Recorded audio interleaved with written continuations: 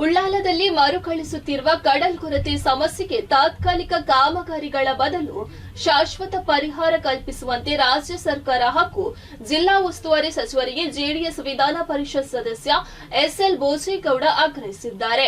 ಮಂಗಳೂರು ನಗರದ ಸರ್ಕಿಟ್ ಹೌಸ್ನಲ್ಲಿ ನಡೆದ ಸುದ್ದಿಗೋಷ್ಠಿಯಲ್ಲಿ ಮಾತನಾಡಿದ ಅವರು, ಉಳ್ಳಾಲ ಕ್ಷೇತ್ರವನ್ನು ಹಲವು ಬಾರಿ ಪ್ರತಿನಿಧಿಸಿರುವ ಜಿಲ್ಲಾ ಉಸ್ತುವಾರಿ ಸಚಿವರಿಗೆ ಮತ್ತು ಅವರ ಕುಟುಂಬಕ್ಕೆ ಈ ಭಾಗದ ಸಮಸ್ಯೆಗಳ ಬಗ್ಗೆ ಸಂಪೂರ್ಣ ಅರಿವು ಇದೆ.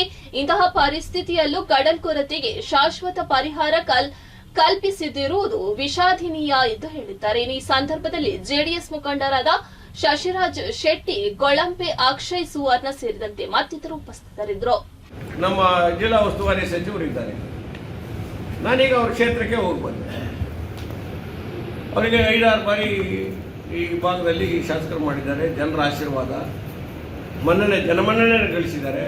ಅದಕ್ಕೆ ನಮ್ಮದು ಸ್ವಾಗತ. ಅದು ಒಪ್ಪಬೇಕಾದಂಥ ವಿಚಾರ. ಅವ್ರ ತಂದೆಯವರು 4 ಬಾರಿ ಶಾಸಕರಾಗಿದ್ದರು. 9 ಬಾರಿ ನಾನು ಕೇಳಿದಂಗೆ 9 ಬಾರಿ ಅವ್ರ ಇಡೀ ಕುಟುಂಬವೇ ಉಳ್ಳಾಳದಲ್ಲಿ ಅಧಿಕಾರವನ್ನು ಮಾಡಿದ್ದಾರೆ. ಈಗ ನಾನು ಆ ಕಡಲ್ ಕೊರತವನ್ನು ನೋಡಿದೆ. ನ್ಯಾಚುರಲ್ ಕೆಲಾಮಿಟಿ ಏನು ಮಾಡೋಕ್ಕಾಗಲ್ಲ. ಇದು ಕೆಲಾಮಿಟಿ, ಅದನ್ನು ಎದುರಿಸ್ತಕ್ಕಂಥ ಕೆಲಸ ಮಾಡಬೇಕಲ್ಲ. ನೇಚರ್ ಆ ರೀತಿ ಇದೆ ಅಂತೇಳಿ ನಾನು ಕೈ ಕಟ್ಟಿ ಕೊಡೋಕ್ಕಾಗತ್ತಾ? ಇವತ್ತು ಸ್ಟೇಟ್ಮೆಂಟ್ ನೋಡಿದ್ದೀನಿ. 9ನೇ ಬಾರಿ ಶಾಸಕರಾಗಿ, ಸಚಿವರಾಗಿ ರಾಜ್ಯದಲ್ಲಿ ವಿವಿಧ ಹುದ್ದೆಗಳನ್ನು ಅಲಂಕರಿಸಿರ್ತಕ್ಕಂಥ ನಿಮ್ಮ ಸ್ಟೇಟ್ಮೆಂಟ್ ಏನಿದೆ, ಕಳೆದ ಫಸ್ಟ್ ಟೈಮಲ್ಲಿ ನೀವೇನು ಸ್ಟೇಟ್ಮೆಂಟ್ ಕೊಟ್ಟಿದ್ರಿ ಶಾಸಕರಾಗತ್ತಂತಲ್ಲ, ಅದೇ ಸ್ಟೇಟ್ಮೆಂಟ್ ಇವತ್ತು ಕೂಡ ಇದೆ. ನಾನು ಕೂಡಲೇ ಇದ್ರ ಬಗ್ಗೆ, ತಡೆಗೋಡೆ ಬಗ್ಗೆ ಕ್ರಮ ಮಾಡ್ತೀನಿ. ಎಷ್ಟು ಬಾರಿ ನೀವು ಅಲ್ಲಿ ತಗೊಂಡೋಗಿ ಕಲ್ಲು ಬಿಸಾಕ್ತೀರಿ? ಹಾಗಾದ್ರೆ ಪರ್ಮನೆಂಟ್ ಸ್ಟ್ರಕ್ಚರ್ ಮಾಡೋಕ್ಕೆ ಸಾಧ್ಯ ಇಲ್ವಾ?